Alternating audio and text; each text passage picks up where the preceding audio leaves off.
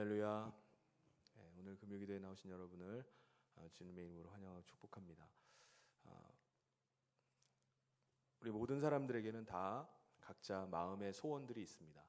그런데 하나님께서는 우리 안에 마음의 소원을 두고 행하신다라고 말씀하십니다.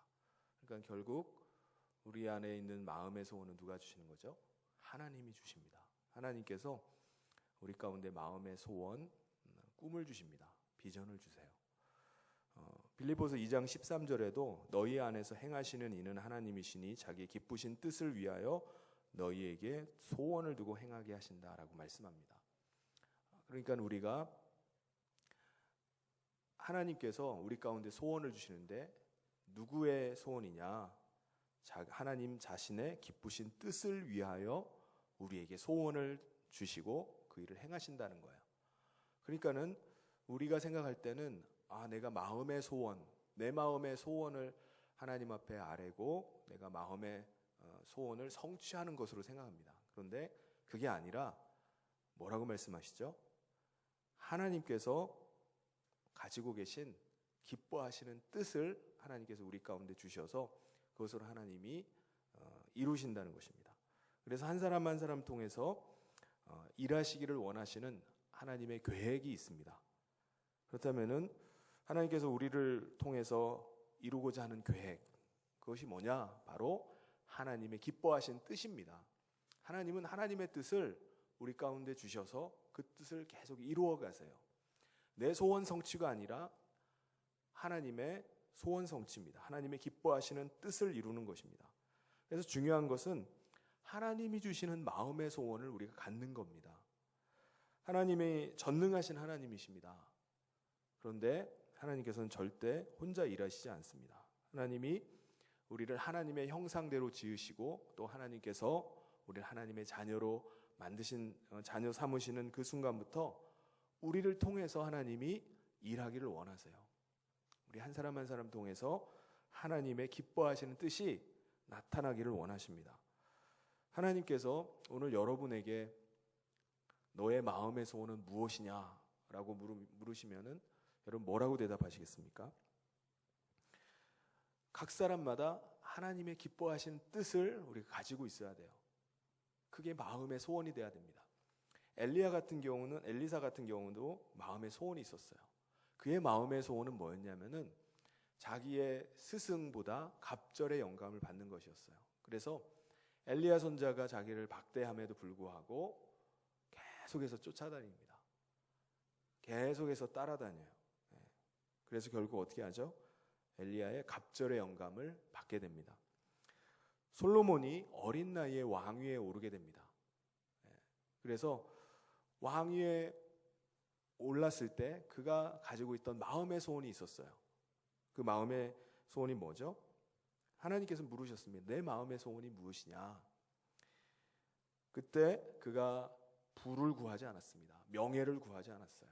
하나님의 지혜를 구했습니다. 그랬더니 하나님께서 지혜뿐만 아니라 그에게 다른 많은 구하지 않은 것들까지 다 그에게 주셨습니다. 올 한 해가 이제 얼마 남지 않았습니다.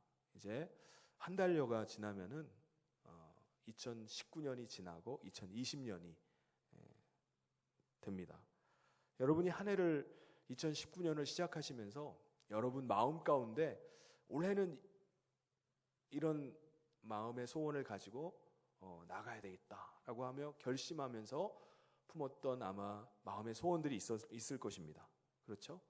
그 소원이 지금 어떻게 돼 있습니까? 하나님께서 여러분에게 주신 사명, 여러분에게 올해는 이것을 해라 라고 하신 그런 하나님의 뜻이 있습니까? 하나님이 하라고 하신 일이 있으십니까? 우리의 소원이, 내가 품었던 그 마음의 소원이 올해를 지나면서 하나하나 이루어졌다면은 그것은 엄밀히 말하면은 내 소원 성취가 아니라 나를 통해서 하나님의 뜻이 하나하나 이루어져 가고 있는 것입니다. 할렐루야. 그렇다면 하나님께서 하나님의 사람인 우리는 하나님이 우리 가운데 주신 하나님이 기뻐하시는 그 뜻을 이루기 위해서 우리 가운데 주신 마음의 소원이 어떻게 이루어져야 되죠? 4절 말씀에 보면은 또 여호와를 기뻐하라. 그가 내 마음의 소원을 내게 이루어 주시리라. 하나님이 마음의 소원 주신 것을 이루신다라는 믿음이에요. 하나님이 정말 우리 가운데 하나님의 뜻을 이루시기 위해서는 우리가 가장 먼저 가져야 될 생각이 하나님이 반드시 나의 소원을 이루신다는 믿음입니다. 하나님이 나에게 그 마음 주셨다면 하나님은 반드시 이루신다. 하나님이 기뻐하시는 뜻이 내 안에 있다면 하나님이 그것을 반드시 성취하신다는 거예요. 그 믿음이 우리 가운데 있어야 됩니다. 그래야지 그 하나님께서 그 믿음대로 역사를 하십니다. 그러니까 우리가 아무리 마음의 소원을 품었다고 해도, 거창한 것을 품었다고 해도 결국은 그 마음의 소원을 이루시는 분은 하나님이세요. 하나님이 그것을 이루십니다. 이루어 가세요. 잠언 16장 1절 9절 우리 같이 한번 읽어보겠습니다. 시작. 마음에 경영은 사람에게 있어도 말의 응답은 여호와께로부터 나오느니라. 사람이 마음으로 자기의 길을 계획할지라도 그의 걸음을 인도하시는 이는 여호와시니라. 할렐루야. 궁극적으로 하나님이 이루어 가신다는 거예요. 우리 가운데 하나님이 기뻐하시는 뜻, 하나님이 나를 통해서 일하기를 원하시는 하나님의 뜻을 우리가 품고 있으면요, 그 일을 하나님이 이루어 가십니다. 그래서 중요한 것은 내가 하나님의 뜻을 품는 거예요. 그 뜻을 품고 그것을 위해서 기도하는 것입니다. 근데 중요한 것은요, 하나님이 반드시 이루세요. 하나님이 기뻐하시는 뜻을 우리 가운데 주셨으면은 그 일은 반드시 하나님이 이루어 가시는데 우리가 감당해야 될 몫이 있습니다. 그냥 하나님이 다 이루시지만은 그 마음의 소원을 이루시기 위해서 우리를 통해서 일하신다고 그랬잖아요. 우리에게 요구하시는 것이 있어요. 첫 번째가 뭐냐면은 불평하거나 시기하지 말아야 됩니다. 뭘 하지 말라고요? 불평하거나 시기하지 말아야 돼요. 우리가 하나님의 마음의 소원을 품고 있다 보면요, 이게 나올 수밖에 없어요. 어떤 상황일까요? 1절을 우리 같이 한번 읽어보도록 하겠습니다. 시작. 악을 행하는 자들 때문에 불평하지 말며 불의를 행하는 자들을 시기하지 말지어다. 누구에 대해서 이렇게 막 불평이 나오죠? 시기가 나오죠? 악을 행하는 자들, 불의를 행하는 자들, 이런 자들 때문에 불평하고 시기가 나온다는 거예요. 왜 그렇죠? 그들이 형통한 거예요. 그들이 잘 되는 거예요. 그래서 자꾸 불평이나 하나님 도대체 어떻게 된 일입니까? 어떻게 저들이 잘 됩니까? 시기한 마음이 생깁니다. 7절에 여호와 앞에 잠잠하고 참고 기다리라. 자기의 길이 형통하며 악한 꾀를 이루는 자 때문에 불평하지 말지어다. 악한 자들이 잘 되고 불의한 자들이 형통한 거 보면서 불평하거나 시기하지 말라는 거예요. 우리가 하나님의 기뻐하시는 뜻을 우리 마음 가운데, 하나님의 마음의 소원을 우리가 품고 있으면요, 여기저기 주변을 살피면서 저 사람 왜 저러는 거야? 저 사람 왜 이렇게 잘 되는 거야? 그걸 보면서 불평하거나 시기하지 말아야 됩니다. 하나님이 정말 공평하신 분이라면 그런 걸 보면은 어떤 생각이 들죠? 정말 하나님이 공평하시면은 저런 사람은 좀 망해야 되는 거 아닌가? 뭐 일이 막 안 돼야 되는 거 아닌가? 라는 생각을 하게 됩니다. 그런 생각을 우리가 가지게 돼요. 가령 뭐 믿지 않는 자들 있잖아요. 나를 믿어라, 나의 주먹을 믿어라, 아니면은 다른 뭐 우상을 섬기는 자들, 뭐 무당을 찾아다니거나 점치러 다니는 사람, 맨날 점치고서 자기의 앞으로의 진로를 결정하고 뭐 중요한 것을 결정한다고 해요. 근데 그런 사람들은 잘 안 돼야 되잖아요. 잘 안 돼야 됩니다. 근데 그들이 잘 안 되나요? 잘 되는 사람들이 있어요. 망해야 돼요. 근데 안 망하는 사람이 있어요. 우상을 계속 섬기는데도 그들이 잘 돼요. 승승장구해요. 근데 오히려 하나님 말씀대로 살려는 사람들이 고난을 당하기도 하고 여러 가지 어려움을 만나는 경우가 있습니다. 그걸 보면서 자기도 모르게 불평이 그냥 나와요. 하나님 도대체 어떻게 된 겁니까? 저들을 보면 막 시기하는 마음이 생겨요. 나는 하나님을 섬기고 있는데 저들은 저렇게 잘 되는데 나는 왜 이렇게 안 될까? 그러면 여러분, 하나님께서 우리에게 주신 마음의 소원이 이루어지려면 우리가 어떻게 해야 되느냐?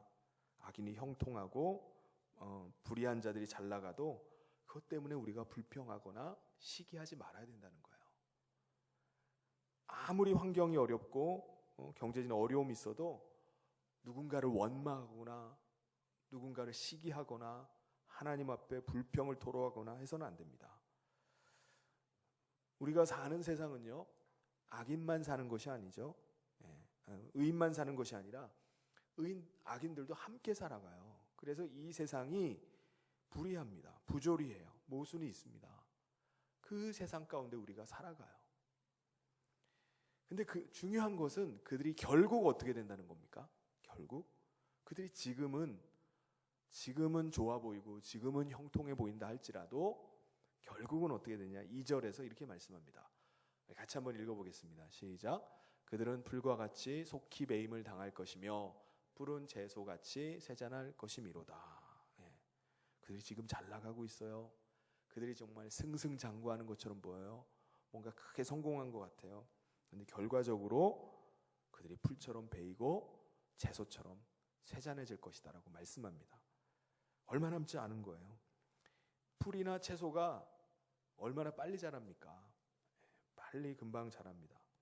빨리 악인들도 불의한 자들도 풀이나 채소처럼 빨리 성장하고 빨리 출세하는 것 같아요. 그런데 뜨거운 태양이 계속 내리쬐이면은 오후쯤 되면은 그 풀들이 어떻게 돼요? 채소들이 축 처집니다. 시들어버려요. 그 기간이 길지를 않습니다.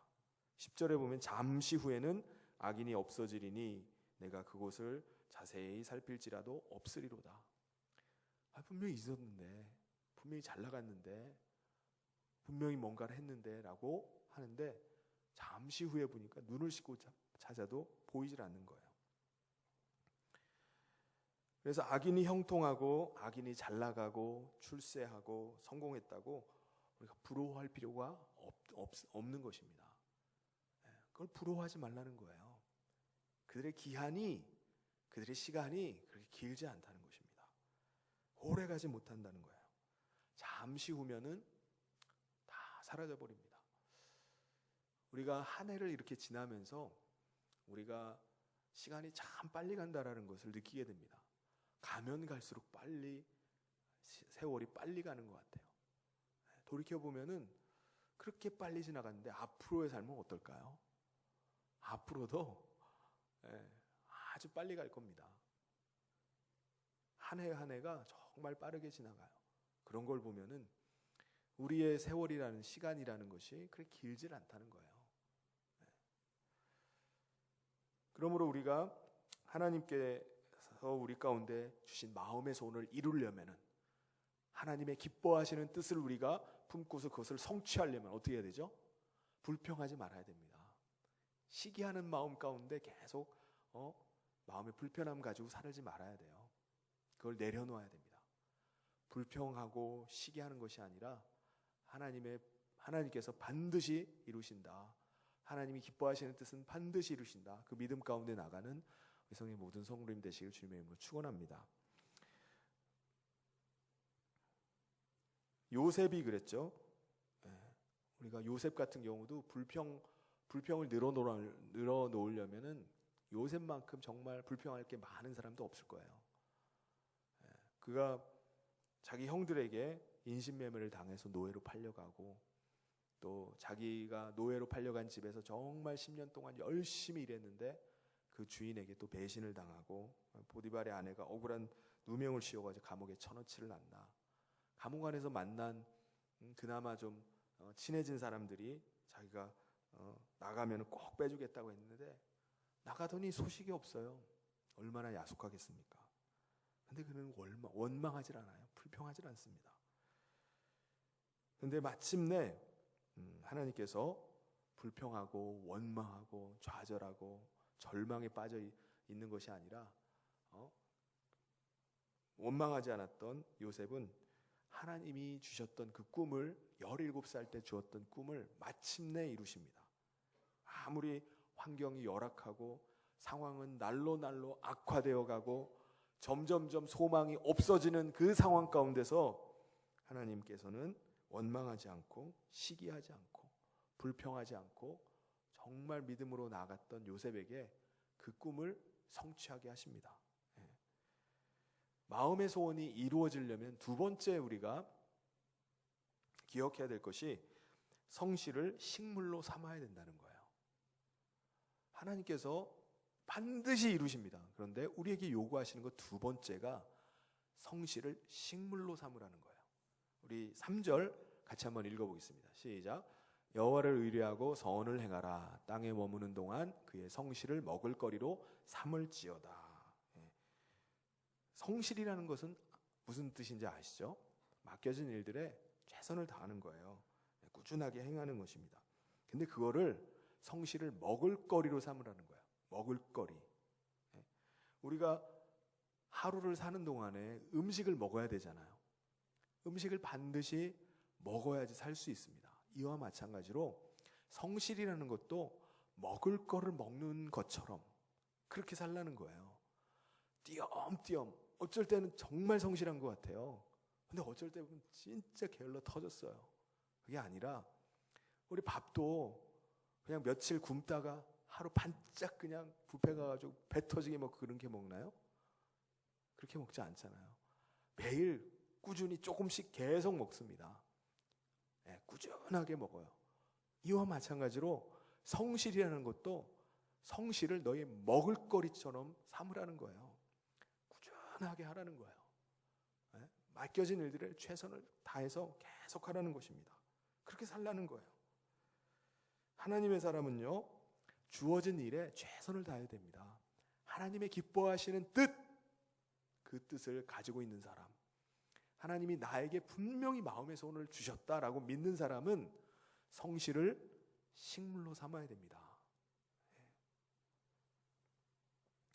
가정에서도 최선을 다하고 직장에서도 최선을 다하고 내가 어디서든지 맡겨진 일들에 최선을 다하는 거예요.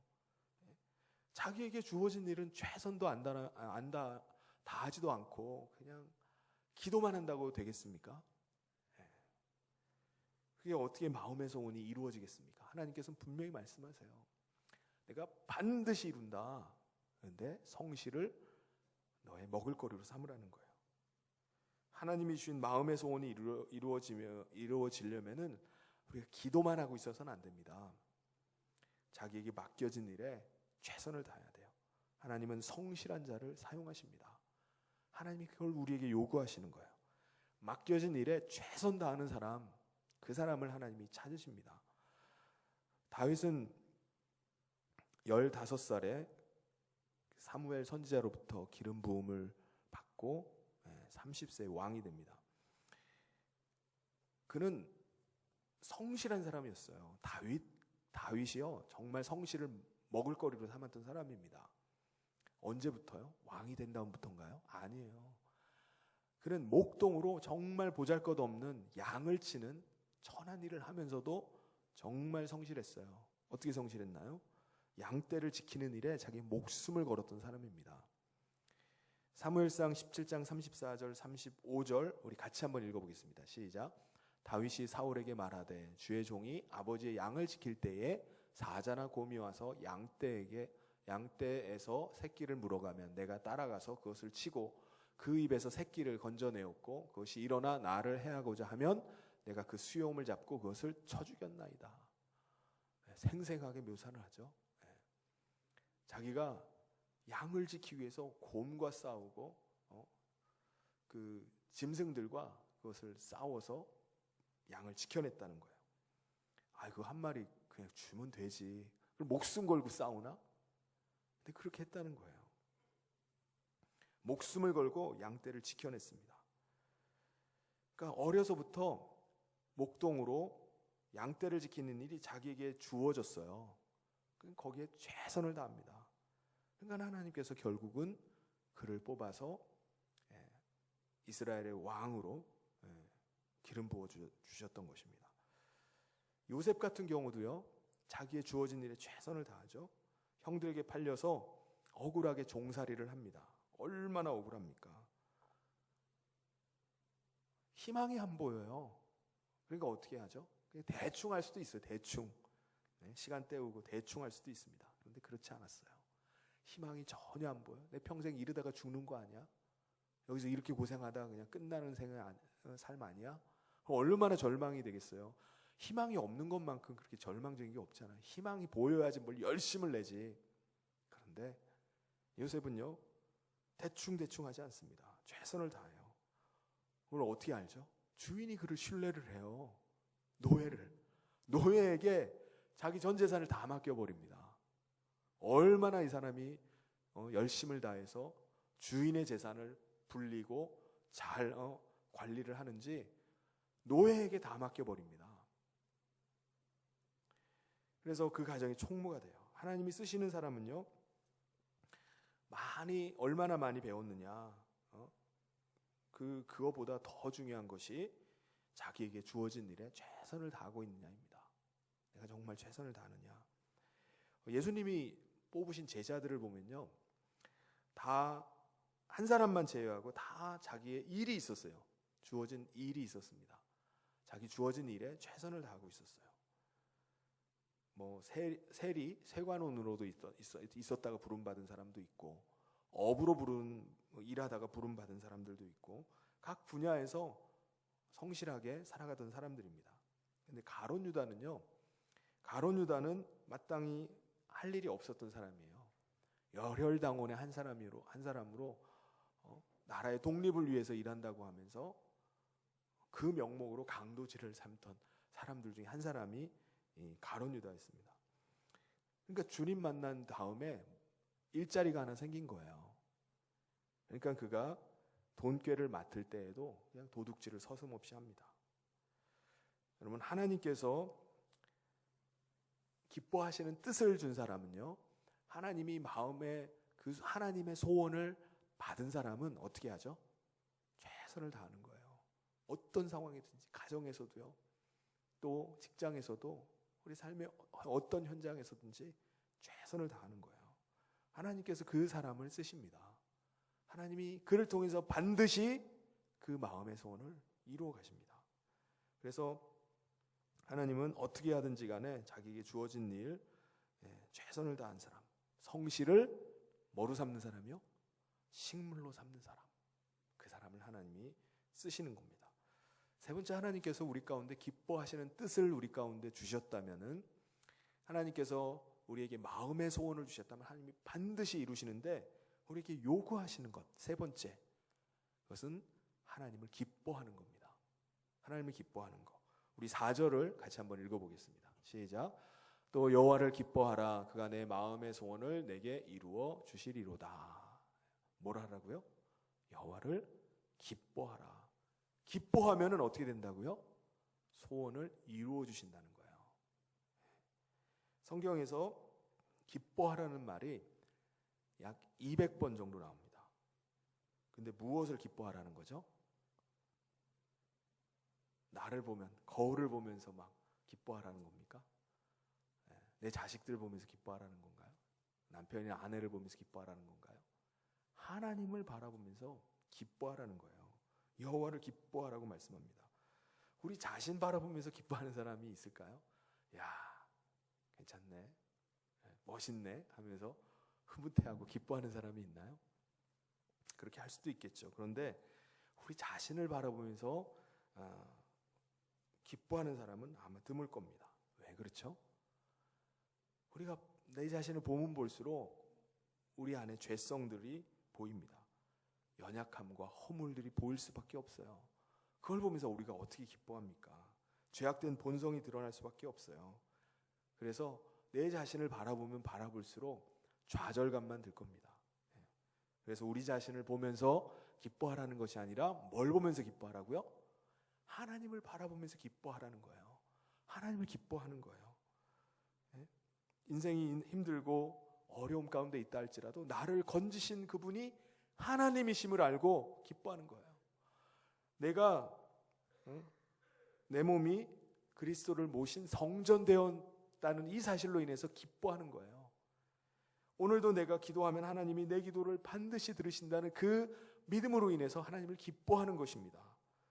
하나님을 사랑하는 자, 그 뜻대로 부르심을 입은 자들에게는 모든 것이 합력해서 선을 이룬다는 이 사실을 알고 우리가 하나님을 기뻐하는 거예요.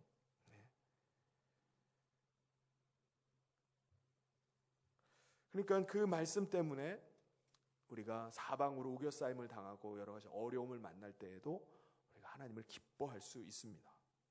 근데 어떤 분은 아니 그래도 하나님이 마음의 소원을 먼저 들어주셔야지 내가 하나님이 기뻐할 거 아닙니까?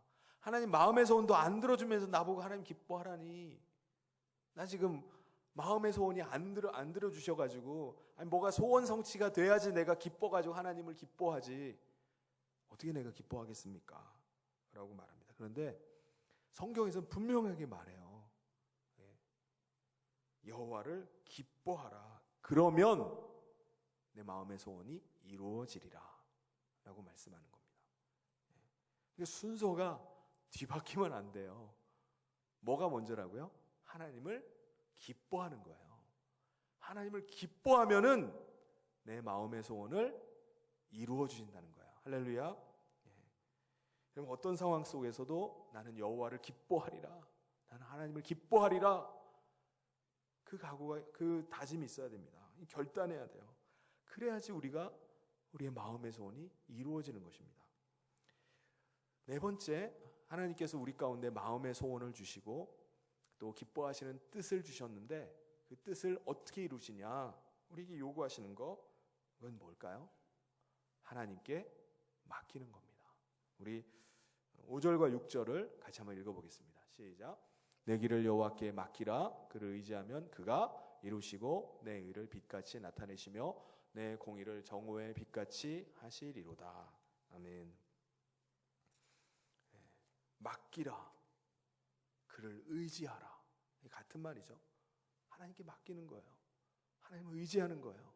내 힘으로 할 수 없는 것을 하나님을 의지하는 거예요. 중요한 것은요, 내가 맡기든지 내가 의지하든지 믿음이 없이는 불가능합니다. 맡길 수가 없어요.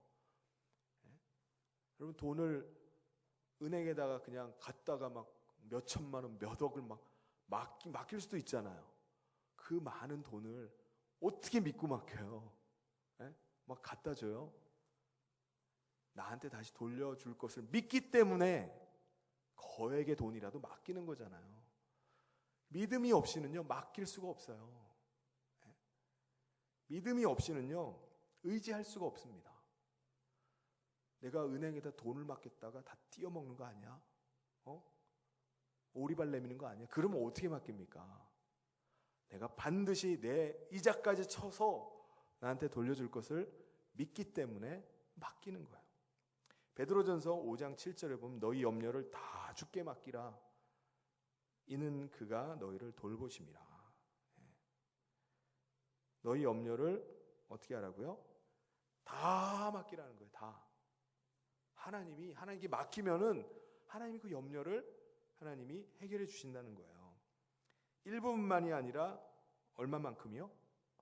염려를 다 맡기는 거예요. 다. 여러분, 염려를 다 맡겨야 됩니다. 일부 좀 덜 염려스러운 거는 하나님께 맡기고, 정말 염려스러운 거 내가 계속 갖고 있는 게 아니라 큰 염려든지 작은 염려든지 다 맡기는 거예요. 적은 염려는 내가 하고 큰 염려만 주님이 알아서 하십시오. 그것도 아닙니다.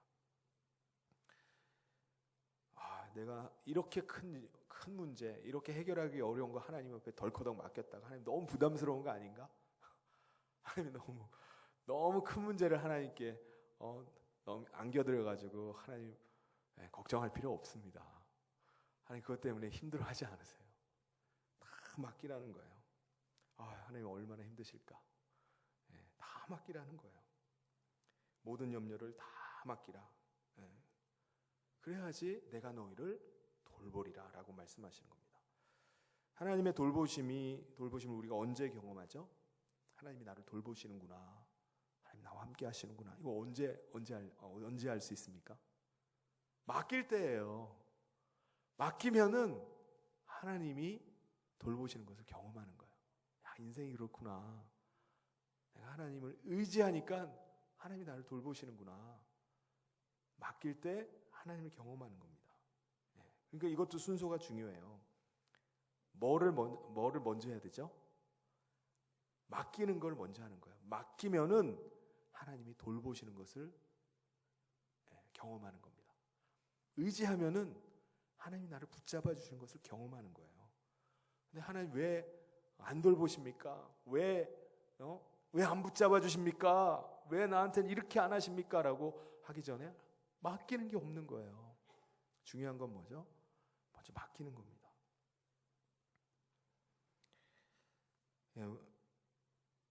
우리 잠언 16장 3절 우리 같이 한번 읽어보도록 하겠습니다. 시작. 너의 행사를 여호와께 맡기라. 그리하면 내가 경영하는 것이 이루어지리라. 너무나 중요한 말씀이에요. 우리가 맡기지 않으면요, 아무리 계획하고 아무리 추진해도 안 되는 거예요. 그런데 우리가 맡길 때 하나님이 그것을 이루어 가십니다. 하나님이 이루어 가세요. 너의 행사, 내가 하고자 하는 모든 일을 하나님께 맡기라는 거예요. 조목조목 우리가 하나님께 맡길 수 있어야 됩니다. 근데 사실은 이게 정말 어려운 게 또 맡기는 거예요. 우리가 성격상 내가 다 해야 될 때가 많이 있어요. 못 믿어요. 못 맡겨요. 저 사람한테 내가 일을 어떻게 맡겨? 교회 와서는 또 내가 주님께 다 맡긴다고 해요. 그런데 또 돌아가서 보면은 다 싸질머지고 있어요. 하나도 안 맡기고 다 내가 그걸 그냥 꼭 안고서 그걸 끙끙 앓고 있습니다. 여러분, 우리 염려도 맡길 수 있길 바랍니다.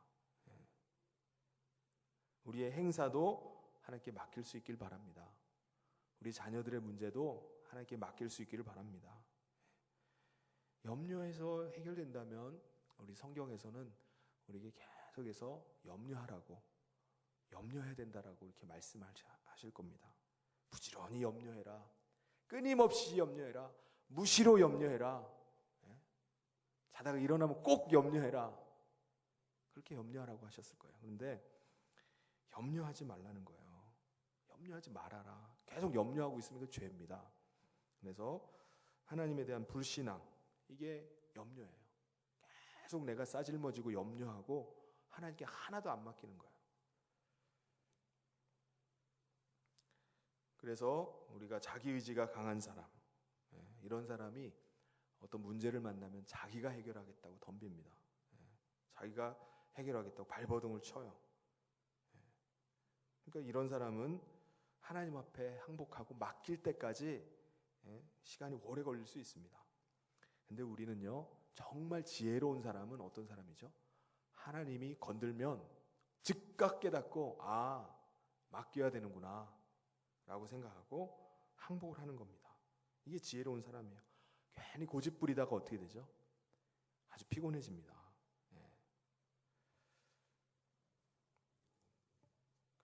우리가 하나님께 맡기고 의지하면은 하나님이 어떻게 하신다고요? 하나님께서 돌보시는 거예요. 하나님께서 해결해 주시는 겁니다. 37편 5절 6절 내 길을 여호와께 맡기라. 그를 의지하면 그가 이루시고 내 일을 빛같이 나타내시며 내 공의를 정오의 빛같이 하시리로다. 하나님이 행하시는 거예요.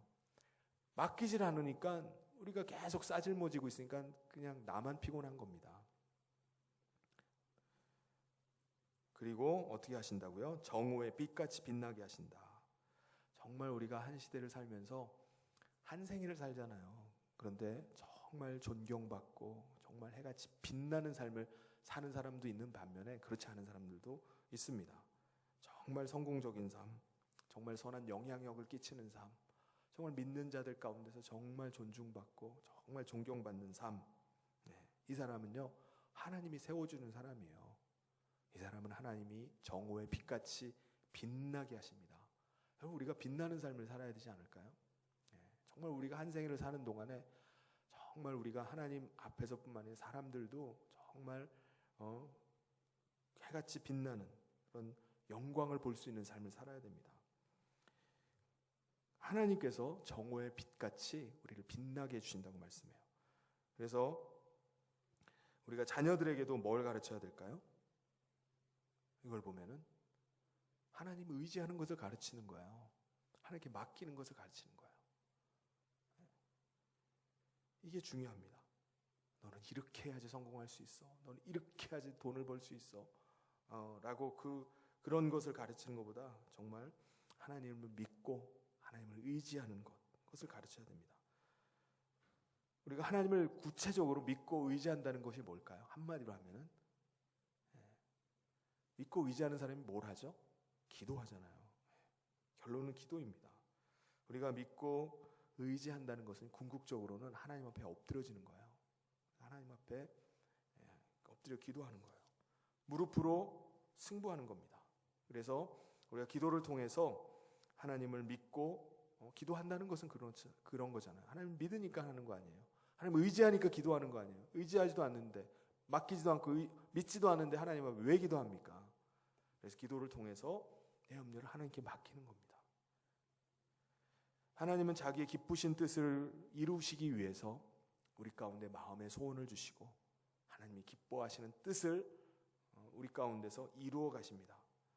그래서 우리 안에 마음의 소원이 아니라 하나님의 뜻이 이루어지고 하나님의 기뻐하시는 뜻, 하나님의 마음의 소원, 그 소원을 이루기 위해서라도 우리가 함께 기도하면서